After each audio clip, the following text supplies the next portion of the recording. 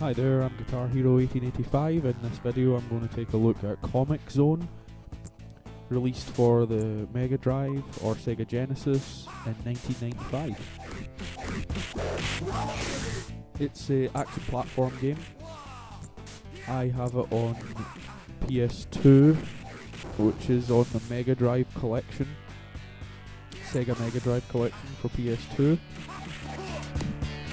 And it's a pretty good game actually. It's kind of, I don't know so much about it being a platform game per se.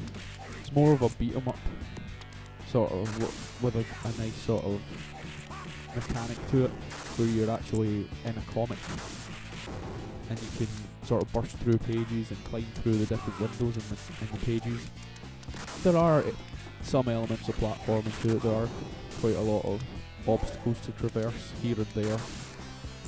So it says, or the description of this game: with his blonde ponytail and tiny shades, comic book artist Sketch Turner is as hip as they come. But all the hipness in the world won't help him when his own creations turn against him. Mortis, the main villain in Sketch's comic book, comes to life after a bizarre thunderstorm, blasting the artist into his own comic book, where he must fight off an army of mutant warriors.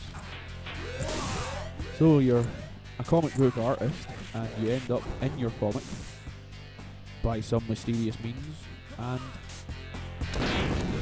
you have to ultimately defeat all the evil characters you've created, and then defeat the boss at the end. I imagine I've got up to, I think, maybe the third level in the game. It's actually quite a hard game. It's really fun. It's pretty much one button. You use the up and down buttons and on the D-pad, and basically one button to fight. And if you hold up, you do high kicks. If you press down, you do a sweep sort of attack. If you jump, you can do a flying kick, a couple of different flying kick moves. And up at the top there, you've got sort of inventory slots where you can get a rat, you can get a bomb, you can get medipacks, here and there, different items that you can use to help you in your travels through the comic. Unfortunately, it is quite a difficult game, and it's been made. I would say it's a design error in some respects. When you kick things like doors or what they call manhole covers or something like that, it takes energy off you, and oftentimes you actually have to do that to get past the obstacles, like barrows and things, and that takes energy off you.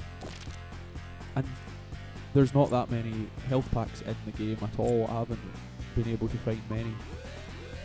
But other than that one wee gripe I have with it, is a pretty good game. It's really nice graphics, very nice, very fun to play. The fighting is excellent. You've got combos that are going on there. It's all pretty much one button except for using the D-pad to direct your attacks.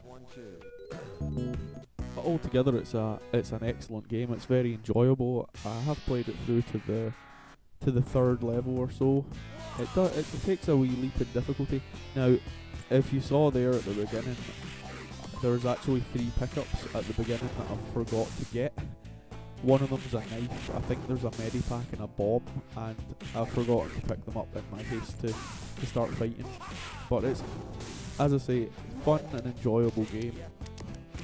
The control system is fairly simple, and for that, that reason alone, it doesn't overcomplicate itself. I just think they made that one mistake where the health regenerate, no health regeneration, one life, one death, game over, and health is depleted by hitting barrows and things that you need to get past. I don't get why they did that, but for me personally, compared to games such as Streets of Rage, apart from the issues I have with this game, I think this has got a lot going for it. It's somewhat Castlevania-esque in the concept of the comic book artist actually ending up as a superhero in his own comic, having to fight his own creations. It's actually a very good idea. And the mechanic, there's the wee rat this mechanic is that you can use the wee rat to you release him and he'll perform tasks for you that you otherwise wouldn't be able to perform. Like you go through small gaps and things in the level and release switches that open doors. So it's got a wee bit of puzzle element to it as well, which is actually makes it quite interesting. There's a good variety of enemies in the game as well, and as I say, the graphics are superb. It's a really nice game. I'm not sure how much it sells for on the Genesis. I wouldn't imagine it would be more than a £5. If you're looking to get a good Genesis game and you don't mind one death game overs, I think you can probably get continuous, but if you don't mind some of the issues that are with it, it's definitely worth a purchase. It's actually a very fun game. I spent a good couple of hours playing it already, and it's on my to-do list somewhere to actually try and play right the way through. So I would definitely rate this game quite highly. It's fairly, for such an old game, it's fairly sophisticated. I mean, the artists have done, and the guys who designed the game itself, the mechanics of it, they really have made a really cracking game. As I say, I would probably prefer this to Streets of Rage. It's got more of a fluid feel as well than Castlevania, certainly for the NES. It's got more. It seems like you've got more control of your character and it's less rigid than Castlevania, and the combos and everything that you can unleash. It's actually quite addictive fighting the enemies in the game, and you can actually, by using up and down and jump, you can actually pull off some pretty nice moves, and it keeps it simple, which is always good. See here, we'll kick them through the scene, like through the pages in the comic, which is actually really nice. You've got a fair variety of enemies.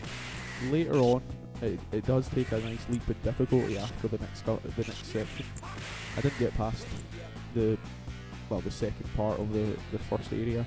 I've got to like the third or second part of the second area, so I don't know if that counts as second level or what, but guys start appearing and they have guns, and there's a bit of tricky platforming, puzzly sort of action where you have to push boxes and find out how to get over obstacles. And if it continues like that, if only they had limited the life, your energy in the game, and given a couple of continues, because if you could just start off from where you die and then keep going, even if the health was as limited as it is, even if you had maybe 3 or 4 lives, it would really make a difference than having to start at the very beginning and pile drive your way through all the enemies again.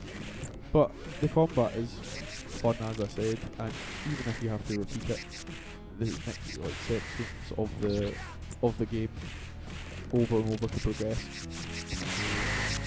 I mean, the combat is enjoyable enough to keep a person entertained for an hour or two anyway. Just repeat games, constantly going over levels, the same level to get to the bit that you died at. It was my pet hate back then, and it is now as well, but as I say, ultimately it's worth the blast. So peace out. I'll give this one a 4-star rate probably.